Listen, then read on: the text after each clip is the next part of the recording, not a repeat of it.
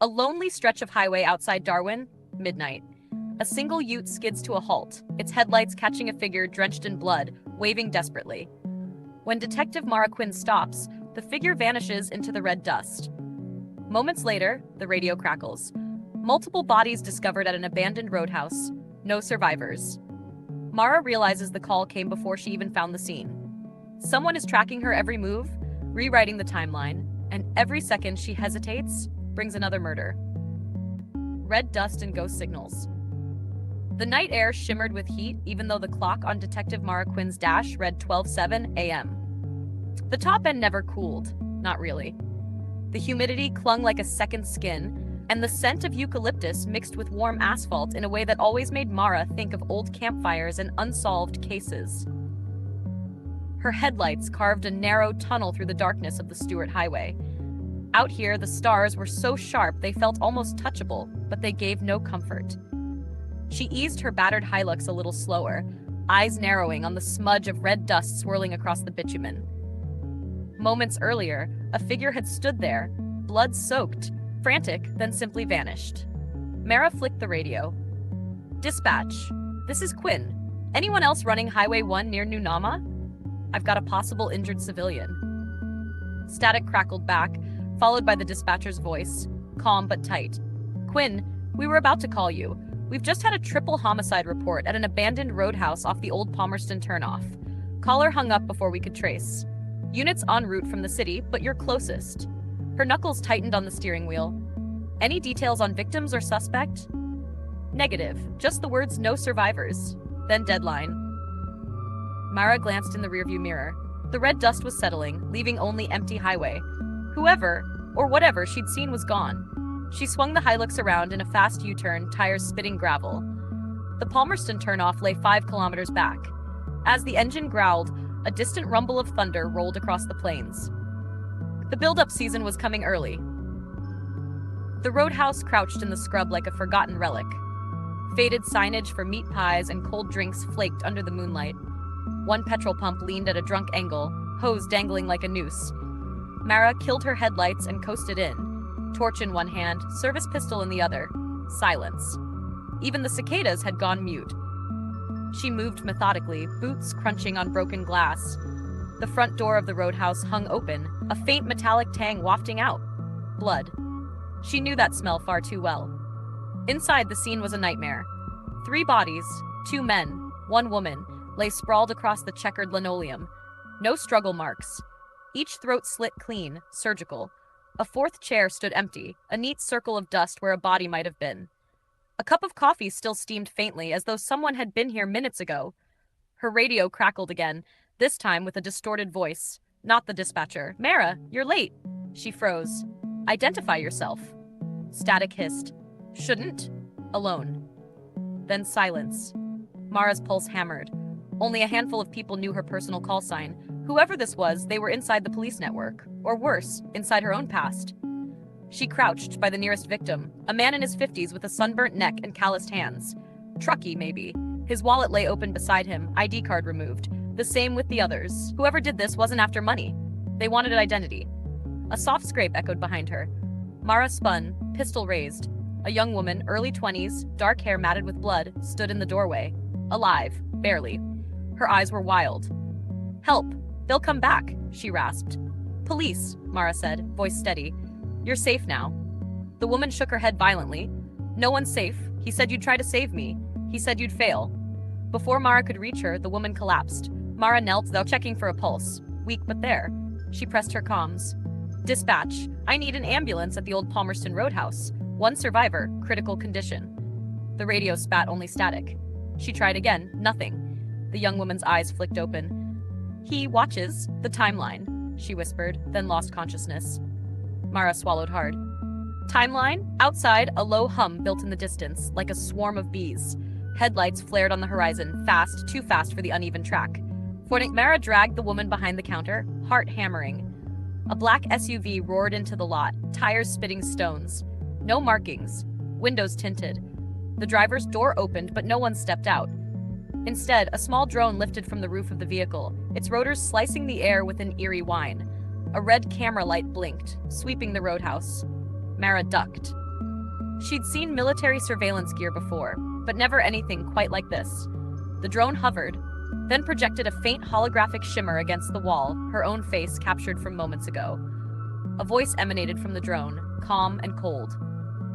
"Detective Quinn, you've arrived precisely when expected. Leave the girl, walk away, or the next body will be yours." Mara steadied her breathing, counting heartbeats. Whoever controlled this drone not only knew her name, but anticipated her every move. She thumbed the safety off her pistol. "Not tonight," she muttered. The drone pivoted sharply, scanning. A high-pitched tone pierced the air, then silence. In an instant, it zipped back to the SUV, which reversed so smoothly it looked unreal. Within seconds, the vehicle melted into the dark highway, taillights vanishing. The woman groaned, bringing Mara back. "Stay with me," Mara urged. "What's your name?" "Lena," came the faint reply.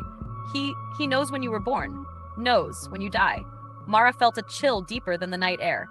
She'd heard whispers in old case files of a killer nicknamed the Oracle, someone who predicted victims' deaths to the minute. Urban legend, the kind rookies swapped over drinks. Yet here it was, bleeding and breathing before her. Sirens wailed faintly in the distance at last.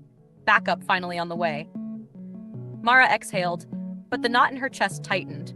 Whoever was orchestrating this had technology, precision, and an obsession with her personally. She glanced once more at the empty chair, the missing fourth victim, the steaming coffee. Someone out there was still alive. Someone wanted her to follow. And Mara Quinn never backed away from a trail. The missing minute. The first blue and red flashes finally cut through the gum trees as a pair of territory police cruisers bumped along the dusty track. Mara stepped out to meet them, the warm night air thick with the smell of iron and storm-soaked eucalyptus. Sergeant Kahu Tepaya swung from the lead vehicle, torch already in hand. "Bloody hell, Quinn," he muttered, scanning the dark.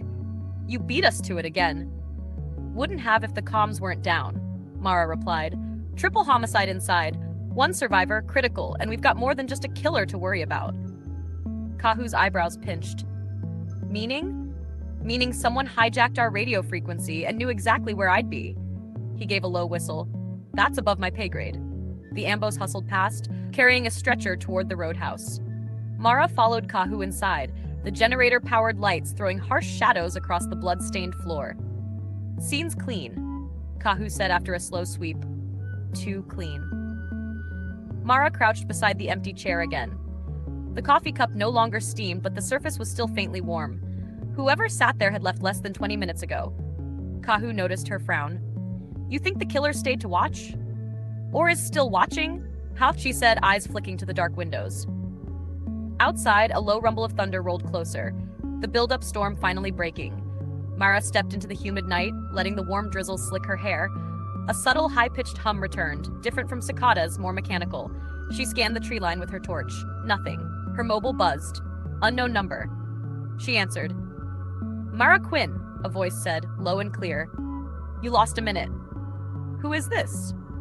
"The minute you spent checking your rearview mirror instead of the highway. The minute that belonged to her." Mara's stomach tightened. "To who?" The caller exhaled softly, almost amused. "To Lena. She'll die at 3:14. You cannot change it. Good night, detective." The line went dead. Mara raced back inside. Paramedics were loading Lena onto the stretcher, an IV running.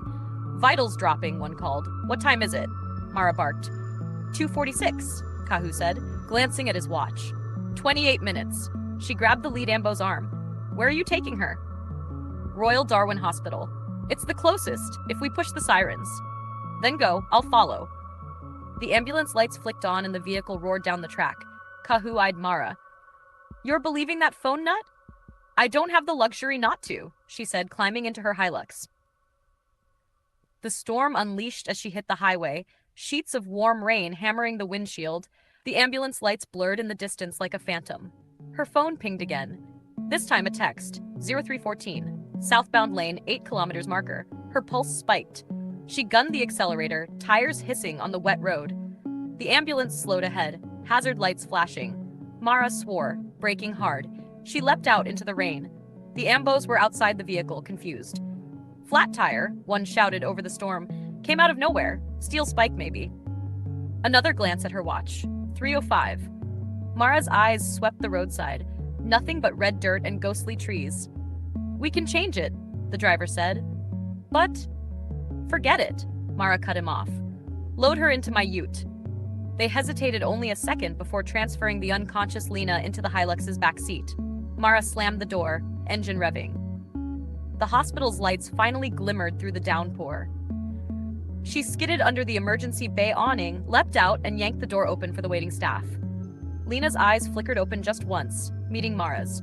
"You changed the line," she whispered, then went limp. The triage team swept her inside. Mara checked her watch. 03:14. Lena was still breathing. A shaky exhale escaped Mara's chest. Maybe the caller was bluffing. Then her phone vibrated. Another unknown text. "You moved the minute. Impressive. Now try the hour." Kahu strode into the emergency bay, rainwater streaming from his uniform. "Quinn, hospital security picked up something weird. You need to see this." He led her to the CCTV room, where a guard rewound footage from the ambulance bay. The screen showed Mara's Hilux pulling in, normal, until a figure appeared behind the far column. A tall silhouette, face hidden under a hood. The moment Mara turned to the paramedics, the figure lifted a hand and snapped their fingers. The video flickered and jumped forward exactly 60 seconds. When it stabilized, the figure was gone. The guard looked pale. Never seen a timestamp skip like that.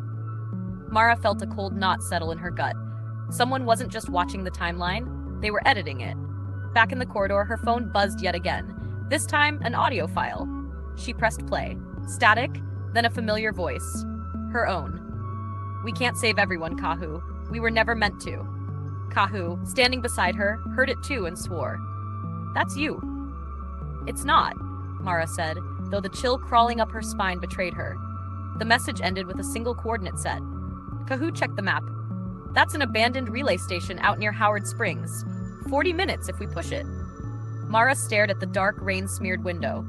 Whoever this was, they'd upped the stakes. If they could steal minutes, maybe even hours, what else could they rewrite? She tightened her grip on the phone, jaw set. "Gear up? We're going." The storm eased to a humid mist as they drove, the territory bushland silvered by moonlight breaking through ragged clouds. Mara kept her thoughts tight, focused. Somewhere ahead waited the next clue, or the next body, and behind every second of the ticking clock, someone was already writing the ending. The relay station. The road narrowed, twisted through eucalyptus and ghost gums, moonlight flashing off wet leaves. Mara gripped the Hilux wheel, knuckles white. Kahu rode shotgun, torch scanning the roadside, eyes darting to every shadow. The relay station loomed ahead, abandoned for years. Rusted panels flapped in the wind, and the once white antennae sagged like tired bones. Yet the lights inside flickered. Electricity? Impossible. Mara killed the engine. They slid out, boots crunching on gravel mixed with red dust. A faint hum vibrated through the air, a mechanical heartbeat, almost sentient. "This isn't just tech," Mara muttered. "It's weaponized." Kahu followed her, rifle raised, or someone very patient. Inside, the air was heavy, thick with the metallic tang of old circuits and ozone. Computers lined the walls, humming faintly. Monitors displayed shifting code, lines of numbers, some timestamps blinking in red. Mara approached cautiously, scanning the screens. One monitor displayed a live feed of her own home. Kahu whistled low. "Bloody hell, Quinn. Someone's inside your life." Mara's stomach tightened. Not someone. The Oracle, or whatever the hell he calls himself. A sudden click made them both spin. A projector lit in the center of the room, casting a single, stark image, a map of the Stewart Highway, red pins marking multiple locations. A timer blinked on one corner, or 1:57. "Another one?" Kahu asked, voice low. Mara's eyes narrowed. "Looks like it, and this one's closer than I thought." Then a new text pinged on Mara's phone. "Step inside, or she dies. Lena." They split carefully. Mara's boots echoed on the metal floor. Wires snaked like vines, some connected to screens, others dangling free. She could almost feel the intelligence behind them, cold and calculating. A soft whir behind her. She spun, pistol raised. Nothing but shadows. Then the screen flickered. Live footage of Lena appeared, trapped in the Hilux's backseat at a remote lay-by, restrained by some high-tech harness Mara hadn't seen before. The timer counted down, 0:47. Mara's throat went dry. "We've got less than a minute," she muttered. Kahu grabbed her arm. "We can't just..." Mara shook her head. We have to. Split-second timing is all he understands. They sprinted toward the side door leading out to the radio tower platform. Rust crunched beneath their boots. Mara pried open a hatch leading to the upper catwalk. The wind whipped across the top, sheets of rain lashing their faces. Below, the Hilux sat empty. Lena was gone. A mechanical voice, distorted metallic, bounced off the metal beams. Predictable. You always chase shadows. Before Mara could react, a drone zoomed past, lifting Lena from the ground with some magnetic clamp. The girl screamed, muffled by the wind. Mara fired. One shot, clean, through the drone's housing. Sparks erupted. Lena plummeted. Mara lunged, catching her just in time. She landed hard, both sliding across the slick platform. Lena coughed, sobbing. I thought. Mara held her. You're safe. For now. But the relief was brief. From the shadows, the tall hooded figure stepped forward. Calm, almost theatrical. Rain streamed down, dripping from the hood. I see you've reached me, the figure said. Voice familiar, yet modulated. Most never make it this far. Mara aimed her pistol. Show your face, now. The figure chuckled. Detective Quinn, always so direct. But understanding time, it isn't about who you see, it's about who sees you first. The lights of the relay station flickered, screens reflecting their own faces in distorted ways. Every monitor showed Mara and Kahu in multiple positions simultaneously, past, present, and a possible future. Kahu's jaw tightened. This is impossible. Mara's mind raced. Not impossible. Calculated, controlled, and he's obsessed with me. The figure stepped closer. Mara noticed a glint under the hood, a fragment of a mask, metallic. You've moved the minute. Clever. But now the hour begins, the figure said, voice lowering. One wrong move, detective, and everything you saved evaporates. A sudden siren cut across the night, distant but growing. Backup. Or a trap. Mara didn't wait to find out.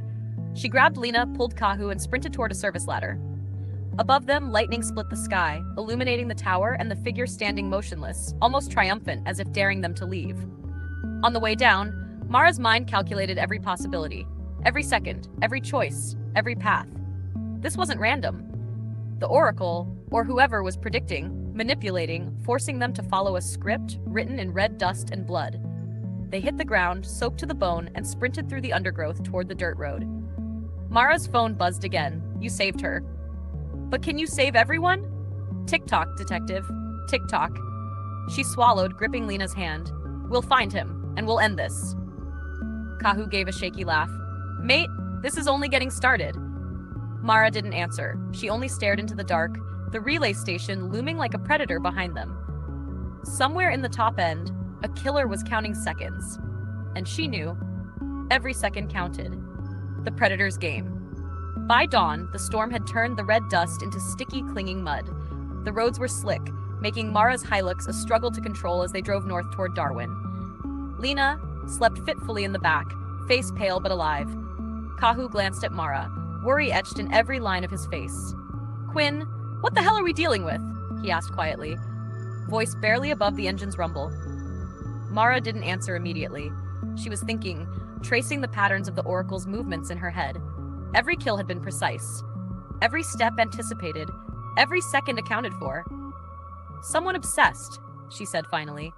Someone who knows me, maybe better than I know myself. And he's proving it. Kahu shook his head. We've got to bring in cyber forensics, army-grade surveillance, the lot. This isn't just a murder spree. It's a war on time. Mara nodded, eyes fixed on the horizon where the first streaks of orange sunlight pierced the rain clouds. And the clock is always ticking. Back at the Darwin Police HQ, the scene was chaotic. Detectives and tech specialists swarmed monitors, piecing together CCTV, call logs, and digital breadcrumbs. Mara stood before a wall of screens, each displaying fragments of the Oracle's previous crimes. He left no pattern in the bodies themselves, only in the timeline, always a precise number of minutes separating each murder. A forensic analyst approached. Detective, we've tracked a signal coming from the relay station. Satellite ping suggests someone may be moving, mobile, not fixed. We can triangulate, eventually. Mara exhaled slowly. Eventually isn't good enough. We need him now. Her phone buzzed. Unknown number. She answered immediately. You're slow, the voice rasped. Hour 2 begins. 3 left. 1 will be yours. Before she could reply, the line went dead. Meanwhile, Lena's condition stabilized, but she remained uncooperative. Every time Mara tried to ask her about the oracle, the girl recoiled, whispering fragments of sentences. Time, see, can't.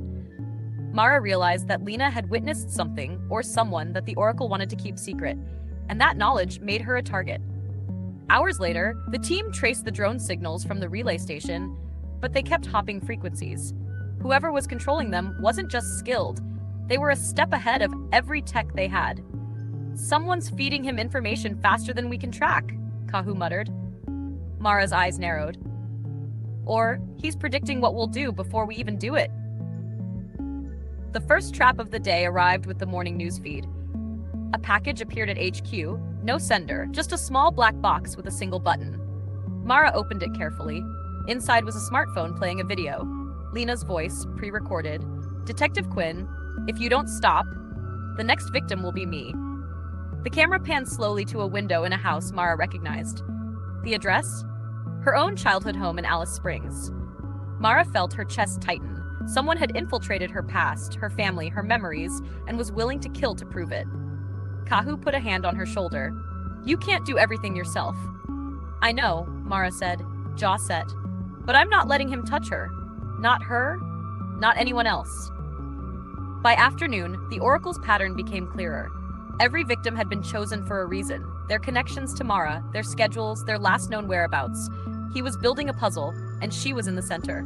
The next tip came via an encrypted email, all caps, no punctuation. Bring the girl. Sunset. Catherine Gorge. Mara checked her watch. They had 4 hours. They drove north, the top end's rugged beauty making the tension even sharper. Red cliffs rose on either side, the Catherine River winding like a silver snake below. Sunset would arrive quickly. At the gorge, Mara parked the Hilux behind a rock outcrop. Kahu scanned the trees with binoculars. No movement yet, he said. Mara knelt beside Lena, speaking softly. Listen to me, Lena. Whoever did this wants to scare you, wants you to panic. But we're gonna outsmart him. You stay with me, you hear? The girl nodded weakly, trembling. A sudden shimmer on the opposite cliff caught Mara's eye. Tiny, almost invisible. Another drone, hovering, red light blinking. Here we go, Mara muttered. Hour 2. The oracle's voice came through a small hidden speaker near the drone. Detective Quinn, you've arrived as expected. One wrong move and she falls. Mara felt the blood drain from her face. The device had a mechanical grip on Lena's safety. Move incorrectly, and the girl's life would end. Kahu whispered, What's the plan? Mara scanned the gorge, noting the angles of drones, the shadows of the cliffs, the river below. She realized that the oracle had underestimated one thing, Mara's ability to think in reverse.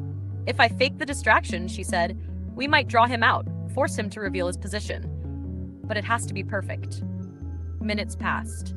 The sun dipped lower, streaking the sky with reds and purples. The drones shifted, responding to Lena's slightest movement. Mara's heart hammered. Then, in a calculated move, she kicked a rock down the slope, creating a noise that echoed through the gorge. One drone pivoted, descending slightly. Mara lunged forward, shielded Lena with her body, sprinting toward the nearest bush cover. Kahu followed, firing a single, precise shot that clipped another drone, sending it spiraling into the river. The oracle's voice crackled. Impressive, but predictable. Mara barely breathed, dragging Lena behind a boulder. 2 drones remained, hovering. She reached for her phone and activated a signal jammer Kahu had rigged earlier. The red lights blinked, flickered, then died. Silence. For a moment, Mara allowed herself to breathe, but she knew the oracle wouldn't stay silent for long. He had hours to complete, and they were running out of time. Secrets in the shadows. The gorge was quiet now, only the whisper of the Catherine River below and the occasional birds settling after the storm. Mara crouched behind the boulder, heart still hammering, Lena trembling in her arms. Are we safe? Lena whispered, voice barely audible. For now, Mara replied, brushing mud from the girl's hair. But he's not done. Not even close. Kahu's binoculars scanned the cliffs. I don't see him, or any more drones. Doesn't mean he's not here, Mara muttered. Her mind raced through the oracle's previous moves, the precise timing, the manipulation, the obsession with her. Whoever he was, he didn't just kill for sport, he orchestrated fear. Back at HQ, analysts were digging into the oracle's digital footprint. Each trace they found led to dead ends or fake accounts. But one anomaly stood out: a series of encrypted messages linked to a private server in Darwin. Accessing it required bypassing military-grade encryption. Mara studied the screen. "We're missing something fundamental," she said. "Something personal. He's not just a killer, he's connected to me. And if we can find that connection, maybe we can predict his next move." Kahu leaned in. "Could it be someone from your past?" Mara nodded. Memories surfaced. An old case, a missing colleague, a brief mention in internal files about a defunct cybercrime unit. A shadow she thought she'd left behind years ago. The Oracle had roots in her past. That much was clear. Hours later, Mara returned to Darwin. Lena safe but traumatized. She insisted on speaking with someone who could explain. They contacted an old police tech officer, Jai Singh, now a private investigator. Jai arrived at HQ, quick steps, eyes sharp. "Detective Quinn, I've seen strange things in my career, but this is on another level. Whoever's doing this has access to predictive algorithms, drones, and surveillance tech far beyond civilian reach." Mara's hands shook. "And he's targeting me specifically. He knows every move I'll make." Jai nodded. "Not just moves. He's watching your history, your instincts. He's trying to force you into patterns, see if you break them." Mara's stomach tightened. "Then we break them first. We make him think he's winning, then trap him." Meanwhile, the Oracle's next move became clear when Lena's recovered phone pinged with a single location: an abandoned police communications tower on the outskirts of Darwin. Mara, Kahu, and Jai drove fast, lights cutting through the humid night. The tower, long out of service, stood isolated among mangroves, its rusted ladder leading to a platform at the top. Inside, monitors flickered to life as they approached. Footage of Mara's own childhood home appeared. Then the Oracle's distorted voice: "Detective Quinn, you think you can outrun me? Time bends for me, not you. One wrong choice, and your past becomes your future." Mara tightened her grip on her pistol. "Show yourself. Face me. Now." A figure stepped from the shadows, tall, hooded, mask glinting under the tower's flickering lights. Mara froze. Something about the posture, the rhythm, even the way he shifted weight, it was familiar. The Oracle spoke. "You never noticed the signs. I was there. Always there, waiting for the perfect sequence." Jai muttered, "Detective, I think you know him." Mara's eyes narrowed. The truth clicked into place. No, it can't be. The figure slowly removed the hood, revealing a face that made Mara's blood run cold. One she thought was lost, one who had vanished in a case years ago, presumed dead. "Daniel?" Mara whispered, disbelief and fury colliding. Daniel, her former partner, now twisted by obsession and brilliance, smiled faintly. "Time forgot me, Mara, but I didn't forget you." The revelation hit Mara harder than any physical attack. Someone she trusted, someone who once had her back, had orchestrated a series of killings, manipulations, and near deaths, all for her. "Why?" she demanded. "Why all this?" Daniel's eyes glittered. "To test you, to prove you're the one capable of keeping time in your hands, as I once imagined. And to remind you, you were never meant to escape your past." Kahu stepped forward, gun raised. "Enough games. This ends tonight." Daniel laughed softly, almost mournfully. "Tonight? No. This is the beginning of the final hour, and you, Detective Quinn, will either watch the world burn or bend it to your will." Mara felt the weight of every life lost, every second stolen. Lena's terrified face, the red dust of the top end, the relentless clock in her mind, it all converged. She realized that outsmarting Daniel wouldn't just require skill or courage. It would demand everything she had: patience, intellect, and an unbreakable will. And she was ready. The final hour. The sun had long disappeared behind the top-end horizon, leaving the world in a heavy, humid darkness. The abandoned communications tower loomed like a jagged monument to obsession, its rusted metal and flickering screens casting long, twisted shadows. Mara Quinn adjusted her grip on the pistol, her eyes never leaving Daniel, the man who had once been her partner, her friend, now her enemy. Lena, hidden behind a barricade of crates, trembled but remained alive. Mara's jaw tightened. One wrong move, one misstep, and everything would collapse. Daniel's fingers hovered over a bank of controls, fingers moving with practiced precision, manipulating drones, cameras, and sensors that seemed to anticipate Mara's every thought. "You always were clever," he said softly, almost admiringly. "But cleverness alone doesn't save people from time itself."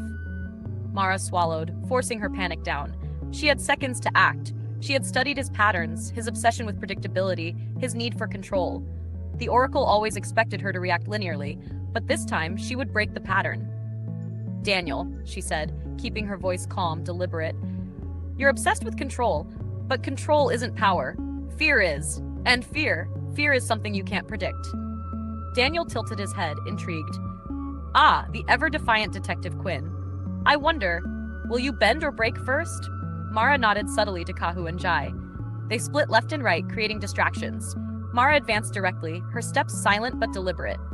Daniel's drones pivoted, sensing movement, but Mara ignored them, focusing solely on the man behind the mask. A drone zipped past her ear, sparks spraying as Jai fired. Another fell into the river below. Daniel's expression hardened. "Predictable!" he shouted, slamming a button. Another set of drones rose, faster, more precise. Mara lunged for Lena, shielding her body as the drones buzzed. Daniel's eyes flashed with a mixture of admiration and fury. "Ah, the maternal instinct. I calculated that perfectly. But even instincts have limits, Detective." She forced herself to think several steps ahead, recalling every lesson learned, every time Daniel had underestimated her. With a calculated move, she triggered a counter device Jai had planted earlier, a jamming signal that disrupted the drone's synchronization. The drones faltered, their movements jerky. Sparks flew. Mara seized the moment, pushing Lena toward safety. Kahu and Jai engaged the remaining drones, dodging sparks and whirring blades. Daniel's laugh turned into a growl. "You spoiled everything. How?" Mara stepped closer, gun trained unwaveringly on him. "By thinking like you, but not being you. Time isn't yours to control." Daniel's hands trembled slightly, the first sign of hesitation Mara had seen all night. His obsession with timing, the thrill of anticipation, it had become a weakness. "You don't understand," he hissed, moving toward the controls to reset the system. Mara's finger tightened on the trigger. "Stop!" Kahu yelled. "He's done enough!" Mara didn't hesitate. One precise shot, aimed at the tower's main control panel, sent a cascade of sparks across the room. The lights flickered, monitors went dark, and the drones crashed in a chaotic rain of fire and metal. Daniel froze, stunned. The Oracle's reign of terror, his ability to manipulate time in this cruel technological game, had ended. Seconds later, the police backup arrived, rushing the scene. Mara secured Daniel with handcuffs, keeping Lena safely behind her. His expression was a mix of defeat and lingering madness. "You can't stop time," he whispered, almost pleading. Mara shook her head. "Maybe not, but I can stop you." The night air was heavy, humid, but the threat had passed. For now, the red dust of the top end was silent, bearing witness to the end of a terrifying game. Lena, exhausted, hugged Mara tightly. "You saved me," she whispered. Mara's voice was soft but firm. "We saved each other. Never forget that. And never let anyone control your time. Not him. Not anyone." Back at HQ, the case files were closed, the timeline of murders meticulously documented. Daniel would face justice for his crimes. Mara reflected on the ordeal, the obsession, the terror, the edge of the clock tension. She knew the top end would always hold shadows, but tonight, she had faced the darkness and emerged victorious. Kahu clapped her on the shoulder. "Bloody hell, Quinn. You did it, and we're all still alive to tell the tale." Mara allowed herself a small, weary smile. "Time's a gift, Kahu. And tonight, we decided how to spend it." The stars shone brightly above, piercing the humid night. Somewhere in the red dust of the Outback, life went on. Mara knew more challenges would come. More criminals would try to manipulate, threaten, or terrify. But she also knew that courage, quick thinking, and an unwavering sense of justice could rewrite even the darkest timelines. And for now, the Oracle's shadow had been broken. The end.